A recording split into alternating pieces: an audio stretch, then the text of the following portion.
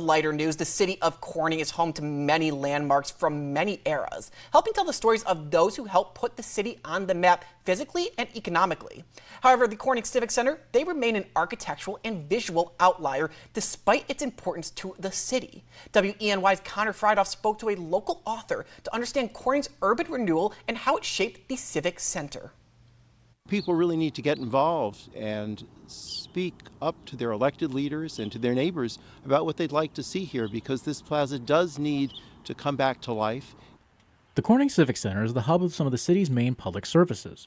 Departments of the city government are housed in City Hall, along with the courts and police force. Across the courtyard is the public library. Next to that, the ice rink. Though its difference in design and upbringing has left the plaza in a state of limbo. Part of the challenge was that when this was built, Corning was still an industrial city, and we can easily forget that. But just down a few blocks from here, along the river, were immense factories.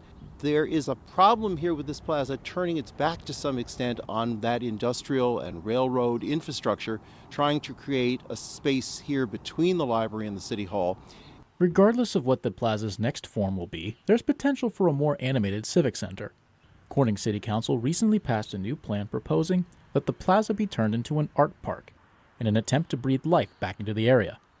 And so there is the plan now to engage in that process and think about the possibility of turning this into an art park.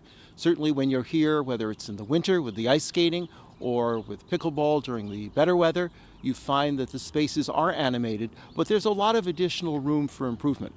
Though the Civic Center was born from a bygone era of construction, its importance to the city has opened up the door for discussion on what's in its future. From Corning, I'm Connor Friedoff, WENY News. Well, preservation and renewal of Corning's foundational buildings are discussed in Dr. Manzer's book. Now, architecture, patronage, and historic preservation and urban renewal in Corning, New York, that is also available for purchase on the Barnes & Noble website, so give that a check.